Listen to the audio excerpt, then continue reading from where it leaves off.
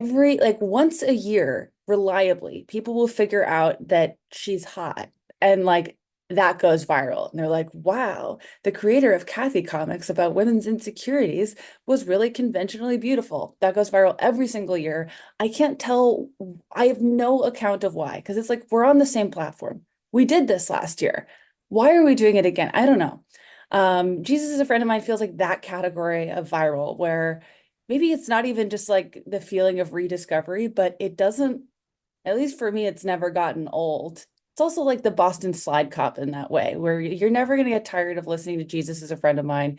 You're never going to get tired of seeing a cop fall down a slide violently. There's just a beautiful, timeless nature to it. Well, the part that surprises me is that like even within like ska Facebook groups, like the place where you would assume the people are most like in tune with anything ska related, in like 2024, it'll be like someone will post in there like, "Have you seen this video?" And I'm like, "How have you not seen this video?" That feels almost generational at this point too, which makes me feel very old. But like I have like a cousin who's like a teenager and she recently found out about Rick rolling. And you're like, oh, I guess that this is just going to be something that we discover over time and every generation thinks, the thing was their idea. And you're like, oh no, we actually watched that 20 years ago. It was awesome. Well, yeah, this is the next part I'm curious about because Sal, I've gotten to know Sal. He's the bass player and singer for this song. The band's called Sonseed. Yeah. He is just loves it. He loves it. He loves it. People watch it. He's played it live at some shows. I kind of think of this as like sort of the Shatner effect, like Mm, just a full on 100% embracing of the thing that maybe people are laughing at and owning it to the point where they kind of people end up respecting you. Like yeah. it seems to me like the internet often gets really dark. Like people go viral and then they get harassed or they start digging up dirt on them for some weird reason. And even something innocent usually turns dark. Yeah. But I've not seen anything dark come of this. What is your experience with this stuff? Is it unusual for something to stay so innocent and so wholesome like this for so long? Yeah, I think so. I mean, I think it really does take kind of a special person.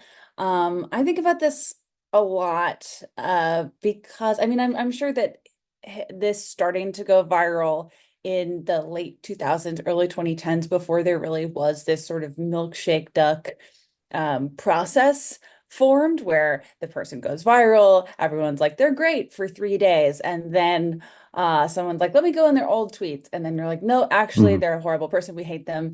And then the person has to, answer for what they've said, figure out how they're going to navigate it or not.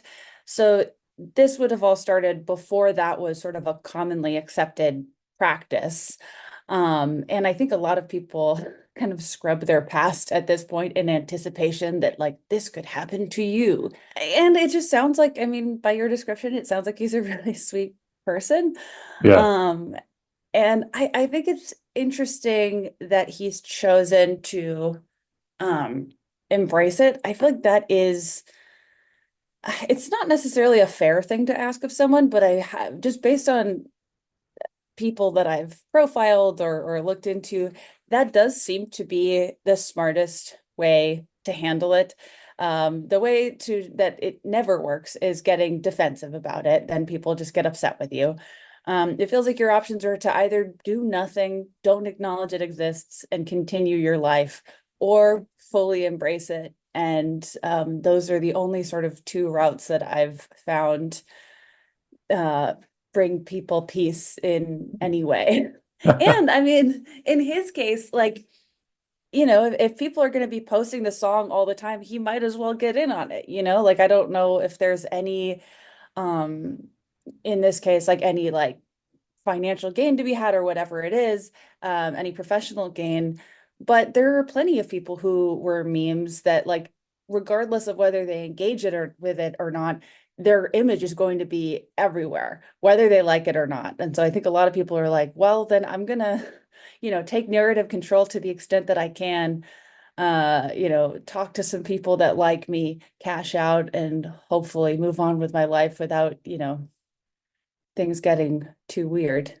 you doing 16 minutes of fame and kind of like diving into this sort of the concept of the main character of the internet. Hmm. It seems like the main character of the internet oftentimes is short-lived. Yeah. Or do you feel like, or sometimes it feels like it goes on and on and on and on. Like in this case, I feel like this is an example of like there were moments where this was like everywhere, but it just sort of exists in culture now. Does that feel like that's sort of the norm or the exception to these sort of the internet main character sort of things? I think it kind of depends. It makes sense to me that Jesus is a friend of mine has staying power because it's super visual. It's like it's very fun to listen to. It reminds me of like a lot of memes that sort of have this staying power because they work in multiple formats. Like I just covered the overly attached girlfriend, and that works if you watch the video, that works if you just it's just like a GIF reaction. Like there's so many different ways that it can be a recognizable image that I feel like it's been around for 10 plus years, and you don't even need to really know what the source is to enjoy the visual. Jesus is a friend of mine feels very in that category. Whereas, I don't know, especially when it's like someone who becomes the main character for being an asshole or like making some shit up, it's like harder to recall in shorthand. It's very specific. It's usually not fun to be like, remember when that person ended up working at Lockheed Martin? Like, yes, I do remember it, but how are you going to bring that up in normal conversation where you could just like I feel like you could just throw in Jesus is a friend of mine, apropos of almost nothing, and it's always a hit. And it feels good to remember. That's a lot, and a lot of main characters, it does not feel good to remember. Yeah, there's definitely like the sort of like user engagement element I think that happens with a lot of the internet stuff that makes it continue to go. Like, I mean, for instance, like an older example is how like Smash Mouth's Hey Now, or All Star rather, became like a thing that everybody remixed and everybody like turned into some version of their own meme so that it took a life of its own. Such a special time on the That's such a special internet. time. I loved, yeah, the just like peak. I think it lined up with like Shrek 4 coming out or something where it was just everyone was on it. I loved it. Yeah, yeah. My all-time favorite All-Star remix was DJ Cumberbund's Sad All-Star. That's my top favorite one. Where he just switched it to minor key and it's just beautiful. That's that rocks. But there's some remix elements to Jesus is a friend of mine, but I feel like it's not really what it's really just because it's a funny video, I guess. Like Hard to improve. I watched a couple of the like more popular remixes before we got on, and it's none of them topped the original. I think the Satan is a friend of mine is probably the funniest just because it's like Yeah. the exact opposite. And like so that it kind of like I don't know, it kind of like adds a commentary to the original, but it's still not as funny as the original.